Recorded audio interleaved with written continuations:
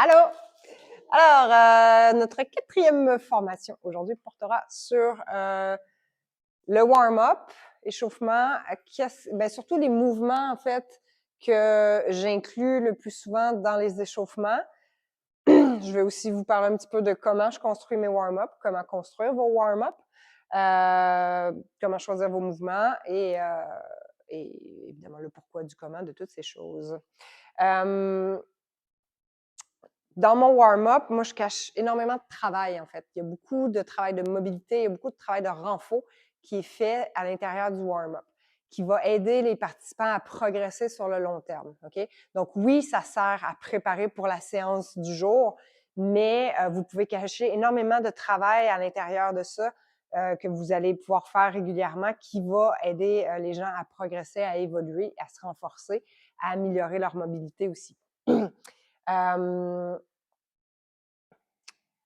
Je choisis toujours les mouvements du warm-up, évidemment, en fonction de 2 facteurs principaux. Donc, le premier, en fonction des mouvements qu'on va faire dans le workout, évidemment. Donc, c'est toujours des mouvements qui vont ressembler dans le schéma moteur ou dans l'activation aux mouvements qui vont se retrouver dans le WOD. Souvent, ça va être soit une version plus facile, soit une partie de l'amplitude du mouvement. Par exemple, s'il y a des mouvements latéraux, ben, on va isoler un petit peu la partie de tirage. S'il y a du deadlift, on va isoler la rétraction scapulaire. Parce qu'après, ça vous donne aussi des choses sur lesquelles vous appuyez quand vous allez enseigner vos mouvements. OK? Quand vous allez dire, par exemple, sur un deadlift, si on a fait des bend pull-apart dans l'échauffement et que vous leur dites, OK, squeezez les omoplates comme vous avez fait avec l'élastique. Ah oui, OK, je me rappelle de cette sensation-là, je me rappelle de cette activation-là. Donc, ça leur donne des points de repère. OK?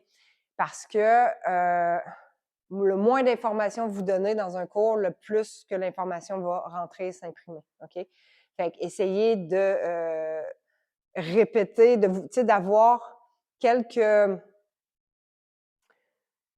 pas mots-clés, mais quelques éléments clés sur lesquels vous allez appuyer dans votre séance de l'échauffement jusqu'au workout.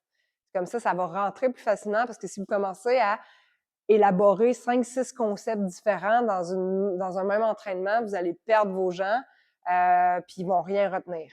OK? Donc, le warm-up va vous aider à mettre la table aussi pour ce que vous allez enseigner, OK? Pour la partie technique et pour les mouvements que vous allez enseigner. Il y a aussi, je vais choisir mes mouvements en pensant à la gestion de mon temps dans ma séance et à la fluidité de ma séance. Donc, je vais généralement essayer d'éviter d'avoir 8 accessoires dans mon... Il y a quelqu'un qui arrive, je crois. Je suis pas sûre. 8 accessoires dans mon warm-up. Un ballon, un élastique, un bâton, un dumbbell, une box, une plate. Vous vous en sortez pas. Le warm-up va durer 20 minutes, le temps de sortir le stock puis de le ranger. OK? À moins que vous en serviez aussi dans la technique ou dans le wood. Donc, ou, tu sais, c'est ça, pas trop vous disperser, là, tu sais, essayez d'être concis. Tu sais, même, souvent, vous allez me voir faire l'enchaînement, mettons, quand on a des cleans ou des trucs comme ça. Good morning, front squat, pose le bâton, inchworm push-up, burpee, tac, on reste à la même place, on bouge pas trop. Comme ça, on cadence le warm-up. Ça va vite, les gens ont chaud, t'as pas le temps de perdre l'attention, puis que là, ça se met à jaser, puis tout ça. OK? Donc, voilà, quand on choisit les mouvements qu'on va intégrer qu'on va utiliser dans notre warm-up, il y a ça à prendre en compte aussi pour vous laisser toujours le plus de temps possible pour expliquer, pour enseigner, pour corriger. Voilà. Puis aussi parce que c'est toujours mieux quand on n'est pas obligé de pusher le beat de la séance. Quand les gens ils se sentent trop bousculés, ça fait pas une bonne séance, puis c'est là que des fois tu as des ratés, tu as des box jump manqués, des blessures, des gens qui tombent de la barre, puis tout ça. Fait que moi, j'aime bien prévoir un peu plus de buffer, d'espace, d'air dans mon cours pour donner le temps aux gens Parce que quand tu es en apprentissage, ben plus tu essayes de forcer puis de presser les gens, moins ça fonctionne. Okay? Donc, je veux, évidemment, j'ai beaucoup de matériel, mais je veux me concentrer sur 3 routines de mobilité en particulier qui vont être importantes à connaître puis à maîtriser. Attends, 2 secondes.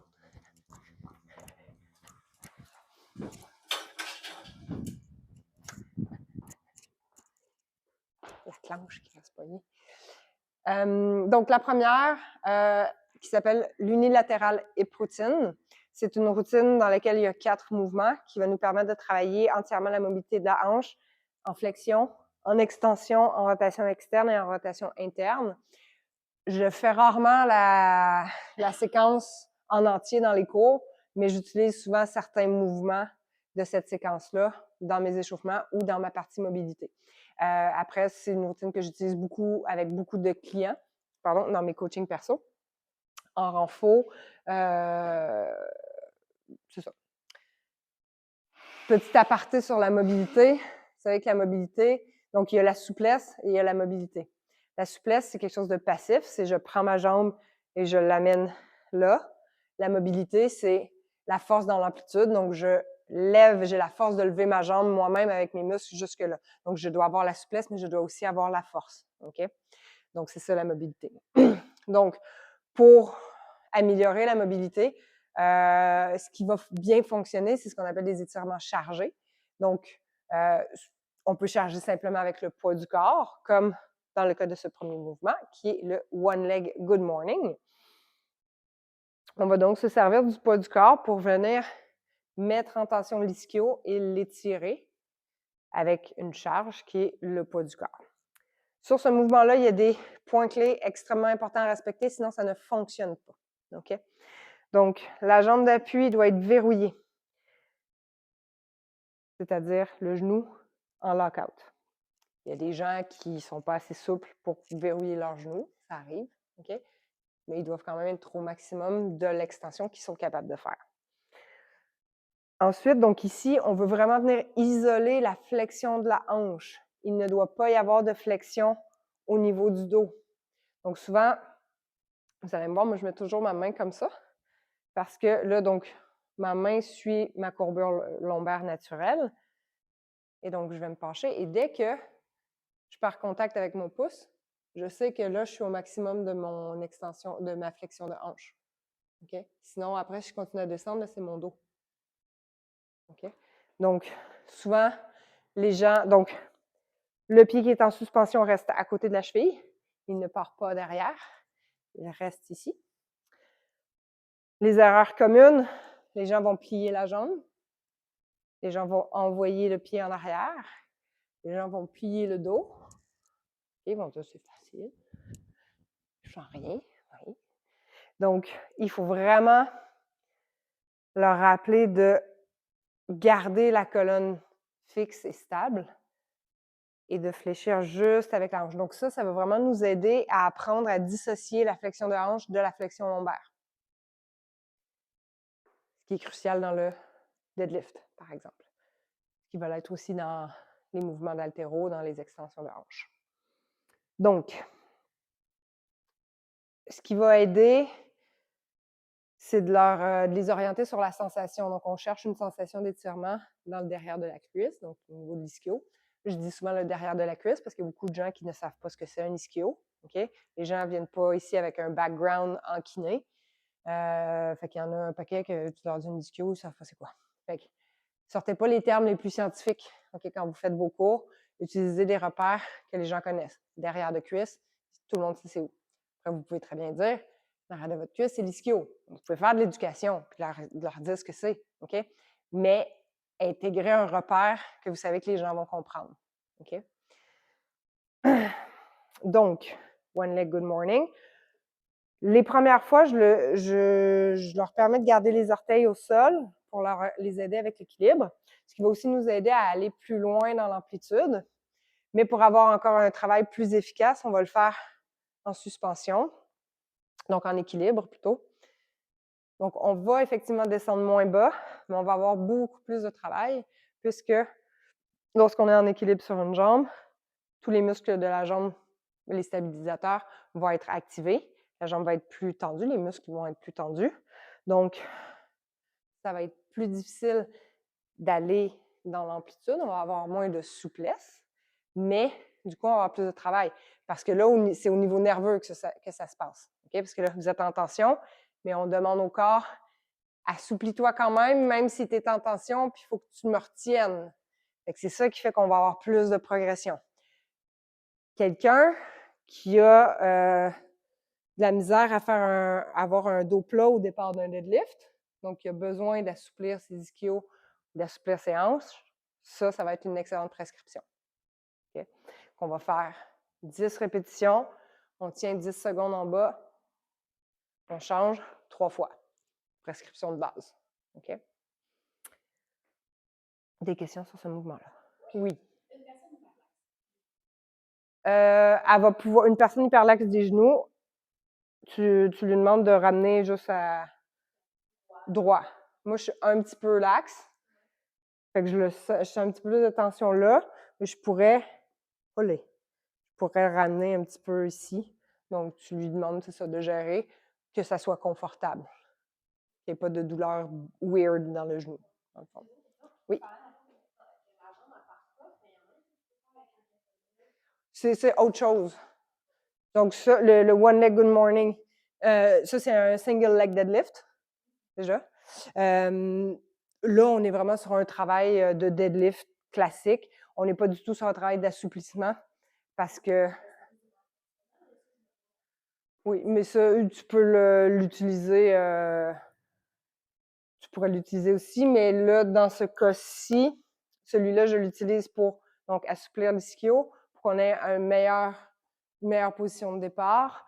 Et ça va bien venir préparer. Des fois, je vais le faire si on a des sauts, beaucoup aussi, parce que, en fait, quand tu viens tilter donc le bassin comme ça vient mettre l'ischio en tension avec la jambe tendue. Fait que là, on vient vraiment étirer l'ischio, bien le préparer, bien le faire chauffer.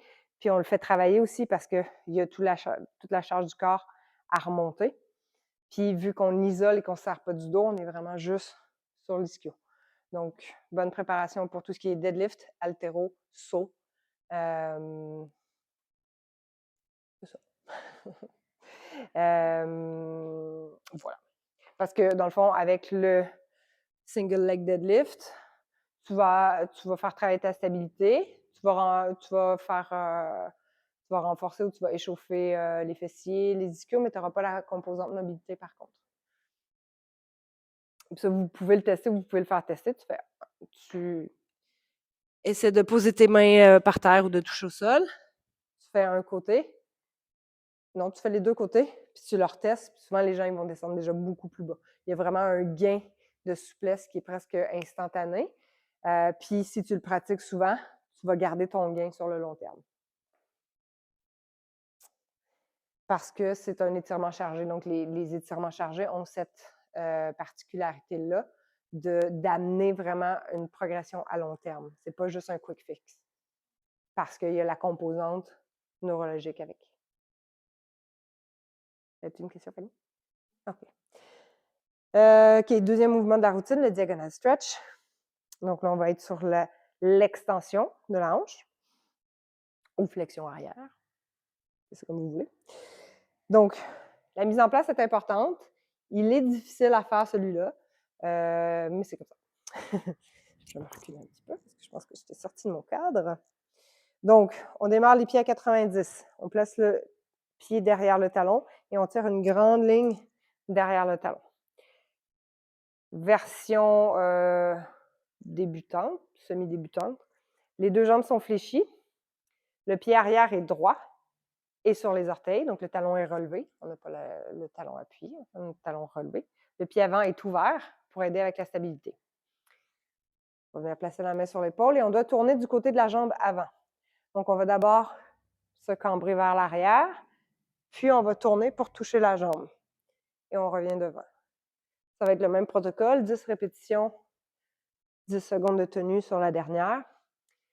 Ça peut être 5, ça peut être d'autres chiffres, mais mettons qu'on veut un vrai travail, on va travailler en série de 10 à 15 à 20. OK? Mais en échauffement, on peut faire éventuellement des séries de 5, surtout si on le fait, mettons, 3 fois. Bon, donc, le but du jeu, à long terme, c'est de le faire jambes tendues et de toucher le talon. Vous verrez que ce n'est pas du tout possible pour la plupart des gens au début. OK?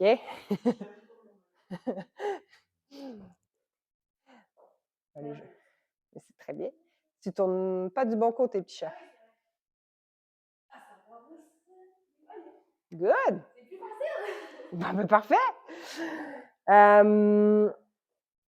Donc, ce qui va se passer là-dessus. Donc, ça va vous donner déjà beaucoup d'informations sur les tensions qu'il va y avoir au niveau du buste. Donc, beaucoup de gens vont être limités sur la torsion, sur la rotation, parce que c'est des mouvements qu'on ne fait plus beaucoup dans le quotidien. Et c'est là où les gens se font mal, n'est-ce pas? Parce qu'ils deviennent très raides dans leur rotation. Quand ils sortent pelletés, voilà. Ils font ça. Donc, ça va vous donner des informations là-dessus. Ça va vous donner des informations sur l'état des fléchisseurs de hanches et sur l'état du psoas aussi. Donc, souvent, on va avoir, donc, sur les gens qui vont avoir, souvent, la plus grosse lacune, elle est ici, là. Les gens, ils ont du mal à ouvrir les hanches. Le psoas est très raccourci. Les fléchisseurs sont très raccourcis. Du coup, là, ils sont au max. Fait qu'ils vont avoir tendance à faire un raccourci puis à aller là. OK?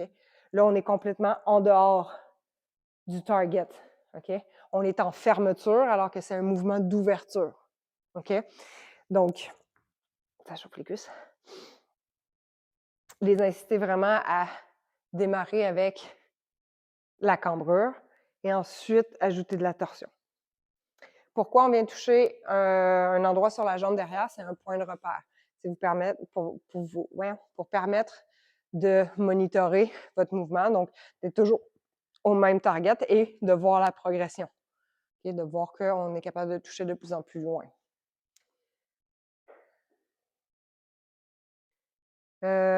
Après, il y en a pour qui, avec l'équilibre, ça va être très difficile au début.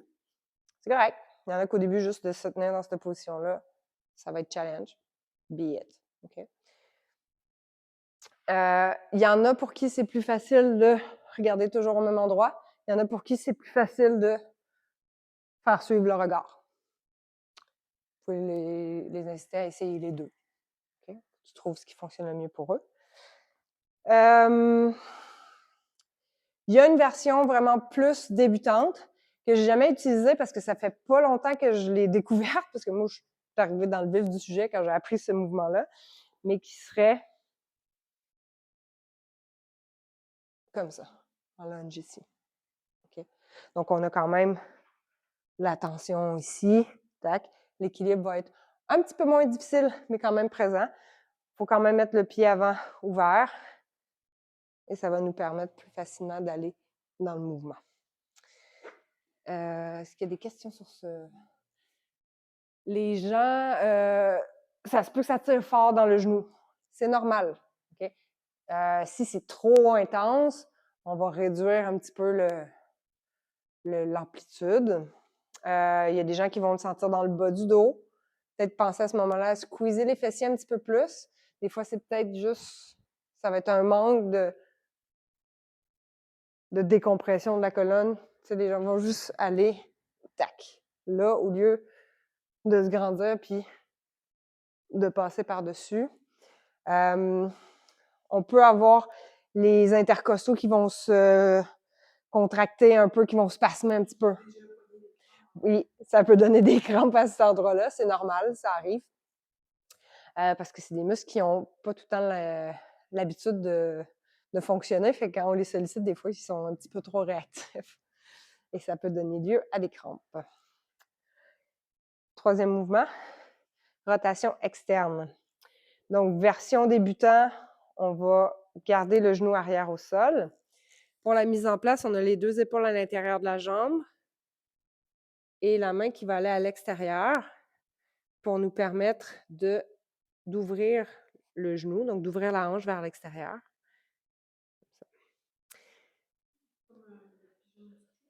C'est le Active Pigeon, oui. Donc, en RX, sur le pied arrière.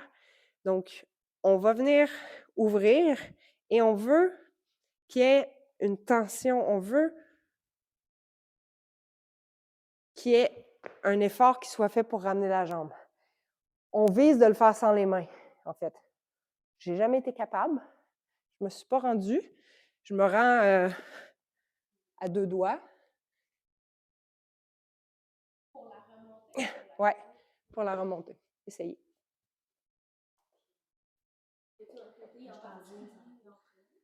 Non, c'est les 2.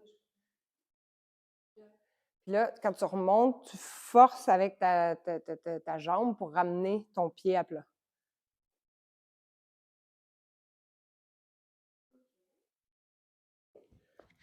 Parce que dans le fond, tu veux, mettons, on viserait d'aller amplitude complète, puis de se remonter.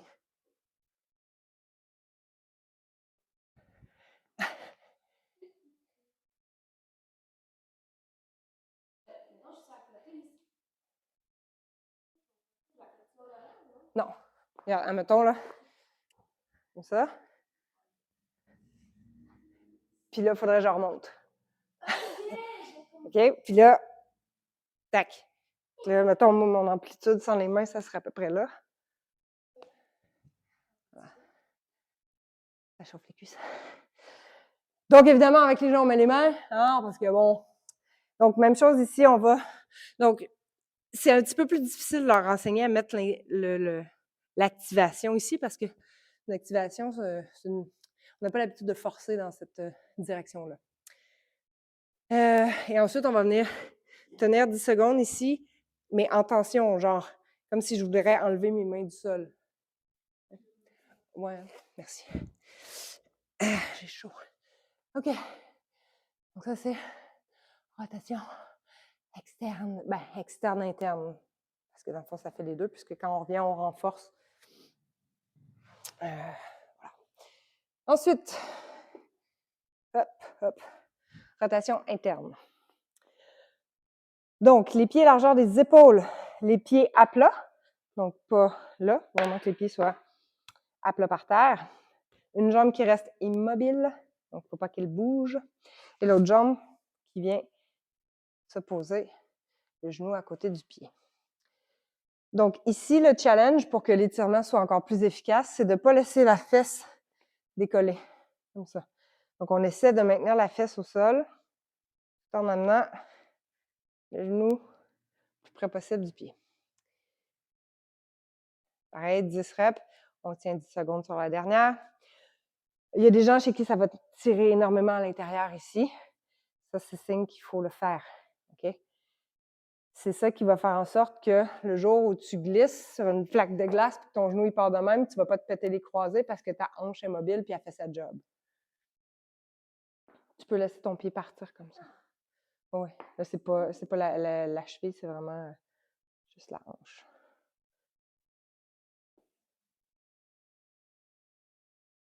Donc, pour tous les gens qui... Ça peut tirer ici, ça peut tirer ici, ça peut tirer là, ça peut tirer là. Ça va être différent d'une personne à l'autre. Les gens qui ont les adducteurs vraiment têtes, là, ils vont faire non. Tu vas le voir beaucoup chez les gars, beaucoup chez les patineurs de hockey, les joueurs de hockey. Fait que là, ici, ça devient fort et court, mais dans l'amplitude, ça y va pas. OK? Donc, tout ce qui est ça, là. Quelqu'un qui veut améliorer son ski de patin, quelqu'un qui veut améliorer son coup de patin, quelqu'un qui veut améliorer tout ce qui pousse comme ça, même la course, OK? Ça, c'est primordial que ça bouge bien, OK? Parce que si ça bouge pas bien, qui c'est qui prend la job? Le genou. C'est pas sa job au genou de faire ça. Il aime pas ça. Fait que dans le cas d'un impact, d'une chute, d'un faux mouvement, je déteste cette expression-là. Il n'y a pas de faux mouvement, il n'y a que des mouvements, il n'y a que des gens qui sont raides. Si je glisse comme ça, mais que ma hanche, elle est bloquée, qui c'est qui prend l'impact? Mon genou. Bye bye, le ligament croisé. OK? Mais si ma hanche, elle est souple, je vais tomber, je vais rouler, je vais me relever, puis tout va bien aller. OK? Mais si ça coince au niveau de la hanche, tac, tac, là, c'est mon genou, ma cheville qui prend. OK? Mais si la hanche, elle part, tu pars, tu roules, tu te relèves. Tout va bien. J'aime bien faire des cours, on apprend à tomber aux gens. Ça, c'est dans mes projets aussi. Surtout les gens plus âgés. Tu achètes des gros matelas, puis tu leur apprends à tomber, puis au fur et à mesure, tu leur apprends à descendre par terre ou justement, à apprendre à tomber, là, puis à rouler. Mais c'est super important! On s'en rend pas compte! Bref, ces 4 mouvements-là font partie de l'unilatéral épaule-routine. UHR. Si vous voyez écrire ça, c'est ça que ça veut dire. Deuxième routine, idoportal squat routine. Bon, vous commencez à la connaître déjà pas mal, mais je veux rajouter des petits éléments qui ne font pas partie de la routine de base, mais que des fois j'aime ajouter dans les cours en fonction de ce qu'on fait comme travail. Donc, le premier mouvement, on vient pousser. Donc, l'objectif sur le premier mouvement, c'est d'arriver à tendre le bras. Pareil, là, je ne l'ai pas fait faire beaucoup ici, je n'ai pas insisté beaucoup là-dessus encore, mais ça serait de compléter la routine en entier, donc les 4 mouvements, 10 répétitions plus 10 secondes de tenue sur chaque mouvement sans se relever. Okay? Ça va venir dans les prochains challenges de toute façon là, avec le squat passif. On va avoir un challenge de squat passif aussi. Breaking news.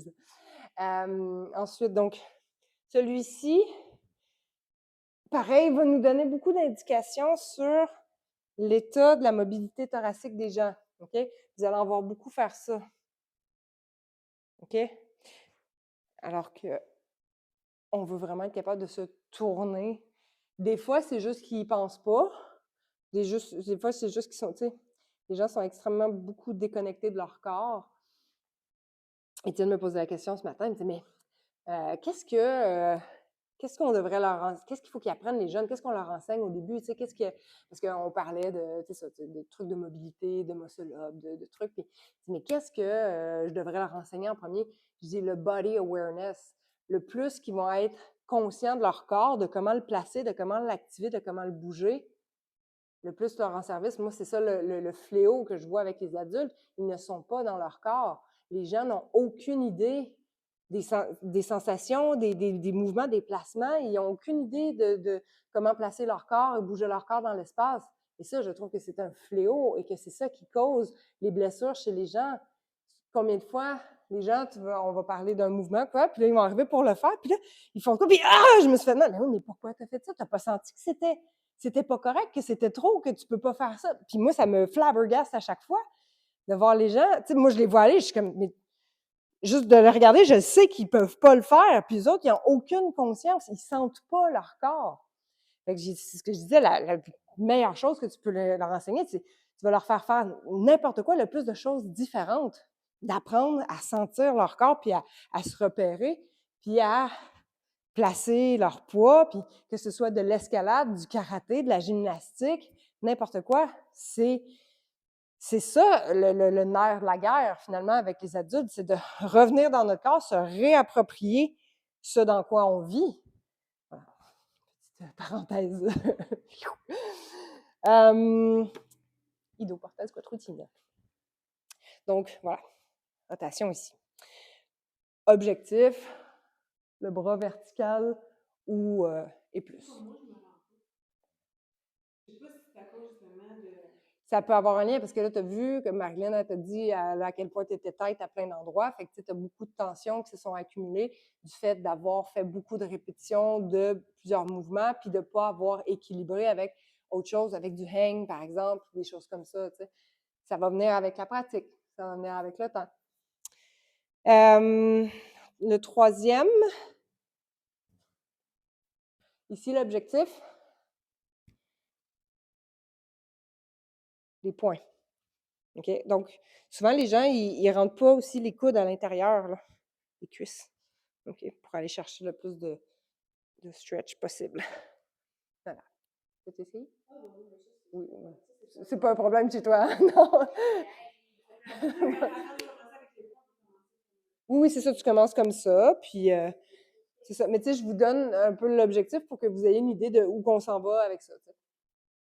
Et le dernier, mais non le moindre, la fameuse.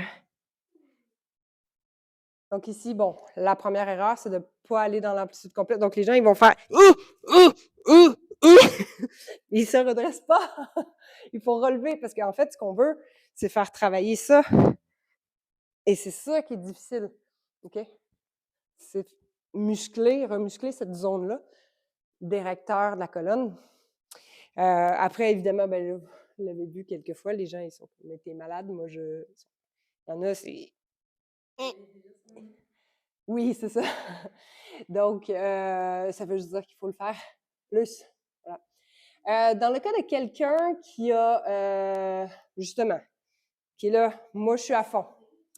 Voilà, il peut se... Donc, déjà, une première étape, ça peut être juste de passer la routine ici. Il va pouvoir venir pousser sur ses genoux quand même. Tac. Il peut faire, oui, il peut travailler ça un petit peu. Il peut toute la travailler quand même. J'avais un monsieur, moi, de 72 ans, qui avait des protèges de genoux, de hanches. C'était un monsieur Robocop. Fait que je faisais faire assis.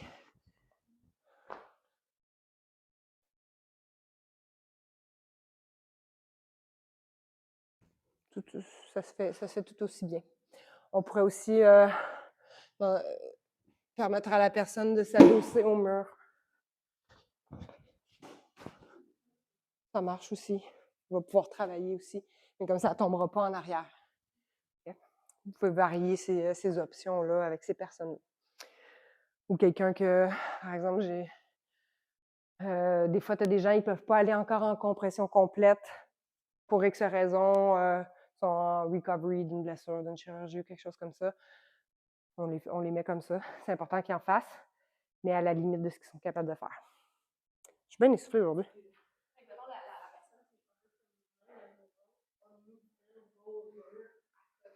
Ouais. C'est ça. De temps en temps, on peut y en faire un petit peu pour que ça fasse son chemin. Mais si on fait, mettons, on travaille la routine en entier, là, oui, on va lui donner une assistance. On va lui donner un petit tabouret. Ou, là, je me suis mis un petit peu haut, mais ça pourrait être le plus petit tabouret, ça pourrait être un med-ball, ça peut être plein de choses. On veut juste réduire un petit peu l'amplitude. Parce que ça, pour les gens qui ne sont pas très souples, ça tire dans le dos là, vraiment fort. Là. Ouais. Mm-hmm. Puis ça, avec eux, j'aime bien justement travailler avec le poteau parce que là, ils peuvent venir activer ça. Fait qu'ils renforcent cette activation-là. Puis on vient quand même étirer les hanches, travailler, tout ça. Donc, ça leur fait prendre conscience de qu'est-ce qui doit être activé quand je fais ça. Parce que quand ils sont adossés au mur, c'est vraiment plus passif. Tandis que là, tu tires, puis tu viens vraiment activer les muscles, fait que ça leur permet de comprendre un petit peu plus. Ce que j'aime ajouter à cette routine-là, ça va être une rotation interne, par exemple, comme ça. Attention aux gens qui ont des problèmes de genoux, ça peut tirer fort aussi. Si c'est trop intense, on les envoie sur celui-là. Okay? Donc ça, c'est un petit peu la version plus facile. Puis celle-là, la version plus RX du truc, tu sais. Ou est-ce que, après, c'est ça, tu peux travailler des trucs comme ça. Et le fameux toe stretch. Où est-ce que, donc là, on va bien faire la différence entre rotation interne et flexion des orteils. Souvent, les gens, quand je monte celui-là, ils font une espèce d'hybride entre les deux. C'est pas mauvais, mais c'est entre les deux. Fait que souvent, moi, je veux soit une affaire, soit l'autre, puis pas les deux. Puis c'est important de leur montrer la différence entre les deux parce que ça, s'ils font ça, c'est que c'est leur solution de facilité. OK? Fait on veut aller le genou dans l'axe des orteils. On peut s'accompagner avec les mains au début. Généralement, c'est nécessaire parce qu'on ne veut pas tomber. On veut qu'il y ait du contrôle. Ça fait aussi beaucoup travailler la hanche. OK? Fait que si on a un psoas qui est tight ou des fléchisseurs de hanche qui est tight, c'est compliqué d'aller l'ouvrir comme ça. OK? Et donc, vous allez voir, les gens qui manquent de flexion de gros orteils, très difficile pour eux, OK? Parce que ça va faire ça. Et là, c'est difficile, OK? Souvent, les gens qui ont des problèmes de flexion du gros orteil, si c'est des joueurs de hockey ou des coureurs, c'est sûr qu'ils ont mal aux genoux. C'est officiel, OK? Parce que si ton gros orteil ne plie pas quand tu cours ou quand tu patines, tu vas faire ça. Qui c'est qui prend? Le genou. Ça va dépendre de la qualité de la hanche, ça va dépendre de plusieurs choses. Puis, des fois, c'est pas beaucoup, mais à force de répétition, les gens qui courent des dizaines de kilomètres par semaine ou des joueurs de hockey qui patinent tous les jours ou 5 jours semaine, à force de répétition, à un moment donné, voyons, j'ai mal au genou. Tu adresses la santé du gros orteil, fini, puis jamais de problème. Mais c'est drôle, les gens me voient arriver. Non, tes orteils, j'ai mal au genou. Tu vas faire. Ouais, ça plie pas, c'est ça ton problème. Oui, fais ça, tu vois. OK. Je me fais souvent traiter de sorcière. Donc, typiquement, ce mouvement-là va beaucoup aider la flexion du gros orteil. Donc, je l'utilise quand on a des lunges, quand on a des sprints, de la course, tout ce qui implique la flexion du gros orteil, des sauts, ou quand j'ai juste envie d'améliorer leur flexion du gros orteil ou de les faire chier un peu. Ouais, c'est ça. Faut qu'ils sorteillent, hein? C'est pas plus drôle, hein, quand on travaille la mobilité des doigts, puis le renfort poignet, puis tout, là, les gens, ils sortent d'ici sur tout ça. Des questions sur cette routine? D'accord. Ensuite, il y a le hip flow, qui est le fun aussi, pour délier les hanches. Quand on va faire tout ce qui est haltéro, squat, là, tu sais, squat clean, squat snatch et tout. Donc, qui commence très simplement avec juste ça. C'est surprenant à quel point il y en a ça, là. Waouh! Ils sont comme... Ça tire, c'est dur, c'est... Là, tu dis, OK, on part de loin, là. OK. Ça va venir tirer, ça peut être dans la fesse, dans la cuisse, dans les hanches, dans les genoux. Ça va être différent d'une personne à l'autre. Donc ça, c'est 8 à 10 répétitions. Là, au début, c'est ça. Tu commences comme ça. Et après, c'est sans les mains. Donc là, on commence à travailler un petit peu plus. On va faire travailler les hanches plus. Parce que le but du jeu, si je fais rien, j'avance comme ça, tu vois. Donc, on ne veut pas avancer. Donc, pour ne pas avancer, quand je ramène mes pieds à plat, il faut que je compresse ma hanche. Donc, j'engage mes abdos, mes fléchisseurs de hanche pour remettre ma fesse exactement là où elle était. Et là, je n'avance pas. OK? Ça, c'est difficile aussi pour les gens. OK? Dès qu'ils sont raides, dès qu'ils passent beaucoup de temps assis, ils ne sont pas capables d'aller recruter ça, d'aller chercher de la compression de hanche.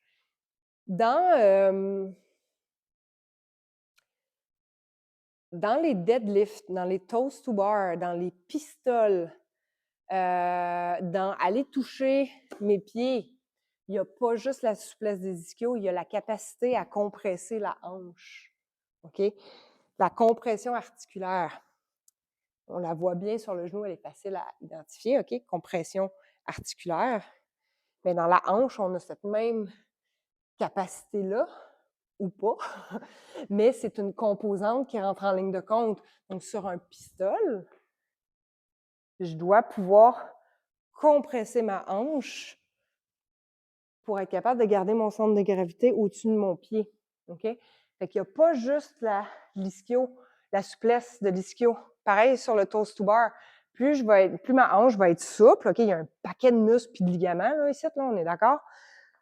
Fait que plus ma hanche va être souple et free, si je peux dire, capable de bouger librement, bien, plus je vais être capable de me compresser. Et ça, c'est un test que vous pouvez faire, puis vous pouvez l'essayer maintenant. Quand on fait un toc, mettez vos genoux dans vos yeux.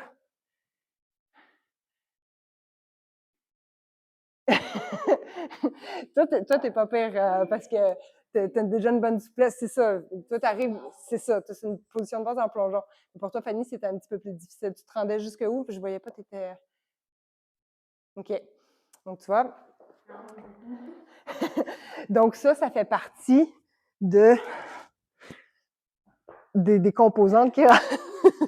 Mais elle, je te dis, elle est compacte, tu peux la mettre dans un coffre à garde-voiture quand tu voyages. Tu sais, oui!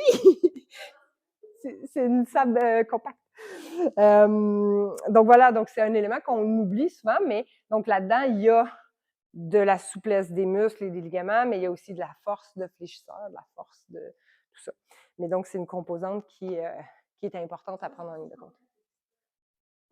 Mais ça fait partie de ça, ça fait vraiment partie de ça. Donc ça, c'est quelque chose aussi que, là, tu vois, j'ai pas pensé à faire travailler beaucoup encore dans les cours, mais juste du tuck hold, comme ça, c'est mortel, là, c'est mortel pour les abdos et tout, là.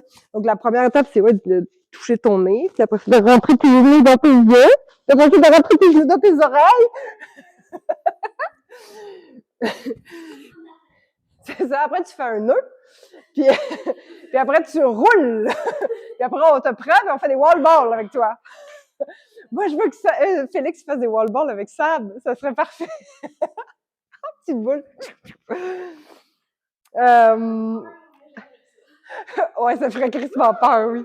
Moi aussi, j'aurais peur. Mais ça serait très drôle. Je suis sûre que ça se fait. Faudrait qu'on aille à partir, excusez. Tu sais, en ville, t'as des salles de genre gymnastique, parcours, trucs avec des gros matelas, puis des fosses, puis tout. Là, on pourrait s'organiser ça. Ça serait une bonne sortie à organiser avec la gang des CrossFit. OK. Donc, hip flow. Je reviens à mon hip flow, donc compression de la hanche. Donc, c'est déjà, tu sais, une bonne façon de commencer à le travailler, ça. Ensuite, on rajoute monter ici sur les genoux. Donc là, on a compressé la hanche, là, on va venir l'ouvrir. Donc ça aussi, c'est assez, ça a l'air anodin, là, mais c'est difficile au début. Et ensuite, on rajoute un lunge. Moi, je m'arrête là, OK? Mais on pourrait rajouter encore des choses à ce flow-là. C'est voilà, c'est une petite base de flow que j'utilise, mais après, si vous avez des idées, vous avez envie de rajouter des trucs. Oui. Mais après, c'est parce que de là. Ouais. Ouais. Ben, c'est là où, c'est ça travaille vraiment encore plus. Voilà. C'est ça. Mais tu vois, c'est ça mixe un peu tout ce qu'on voyait tantôt. C'est celui-là. Fait que là, on pourrait, oui, rajouter ça. Tac.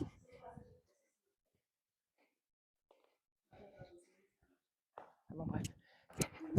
OK, hip flow. Ensuite, il y a la routine des 27 squats. Il va falloir que je parte bientôt. OK, on va s'arrêter à celle-là. Après, de toute façon, les autres trucs, c'est beaucoup des choses qu'il y a déjà dans les échauffements avec lesquels vous êtes déjà quand même familière.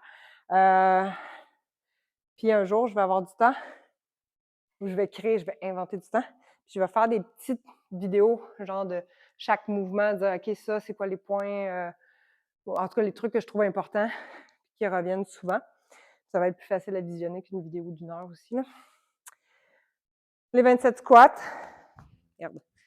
Je vais les enlever, de toute façon, il faut que je les enlève après. Hop. Donc, c'est 27 positions de squat. Là, sur cette routine-là, vous devez oublier tout ce que vous connaissez du squat. OK? C'est un exercice d'exploration pour apprendre à connaître ses limitations, donc apprendre à être plus dans son corps, apprendre à trouver des solutions pour être capable de produire un mouvement. OK? Donc, la première séquence, on a les pieds parallèles. Donc là, ici, on se force à avoir les pieds parallèles pour voir où est-ce qu'on peut aller, qu'est-ce qui me limite, qu'est-ce qui se passe quand je fais mon squat pieds parallèles. OK. J'y vais sans forcer, voilà. On fait 2 à 3 répétitions par mouvement. Levez-vous, faites-le avec moi. Feeling is understanding. Oui, pourquoi pas. Fais-en juste un par position. Voilà. Ensuite, on va ouvrir les pieds à 45. On va squatter. Voilà. Oui. T'as pas amené ton tutu. Ensuite, les pieds rentrés à genre 30 degrés. Donc, c'est là où ça demande un petit peu plus de awareness. Ça nous permet d'explorer un petit peu, puis d'essayer de comprendre qu'est-ce qui se passe. Voilà. On ramène les pieds parallèles, on avance un pied. Et là, quand on décale les pieds, c'est important de ne pas laisser le bassin tourner. On garde toujours le bassin de face. Square, comme on dit en anglais. Donc là, vous allez sentir des limitations, des fois au niveau des chevilles. Ça va vous permettre de prendre conscience de votre... Voilà, ça te permet de dire, OK, comment je gère mon centre de gravité, comment trouver des solutions. On ouvre les pieds. Hip square. Olé! Pieds à l'intérieur.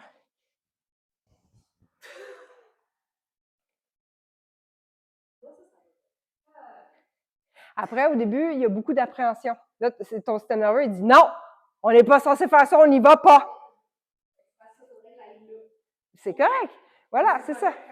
C'est correct. Ça sert aussi de hip opener. Ça va venir ouvrir les hanches. On vient travailler dans la capsule articulaire puis pousser un petit peu dans tous les sens pour créer de l'espace puis qu'après, on ait plus de facilité à bouger.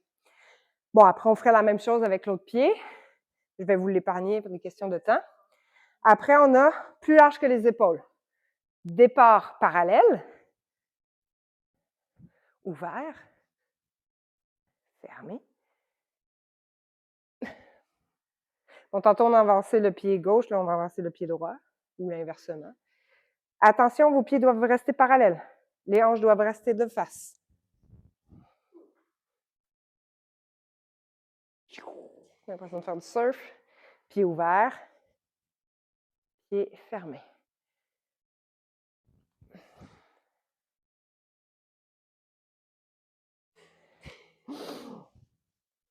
Pied serré. Donc, évidemment, on aurait fait l'autre côté hein, sur le wide stance aussi. Donc, narrow stance.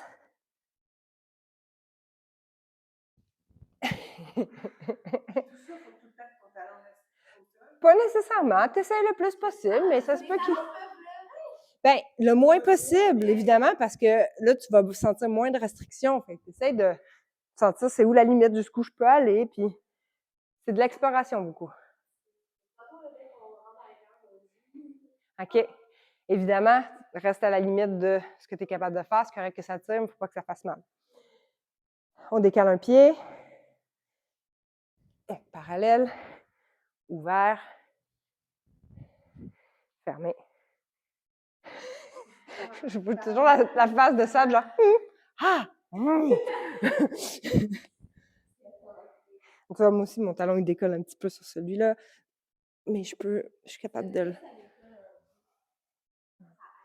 Et donc, on ferait la même chose de l'autre côté. Donc ça, si vous voulez que les gens rigolent dans les cours, ça marche. Comment? Si vous voulez que les gens rigolent dans les cours, ça les fait beaucoup rire. Voilà. Puis après, ben, quand tu as fait ton squat normal, tu ah! It feels good dans my hips! Voilà. Je dois m'arrêter là, car je dois aller chez le chiro. Je vous ferai peut-être des vidéos séparées des différents autres mouvements.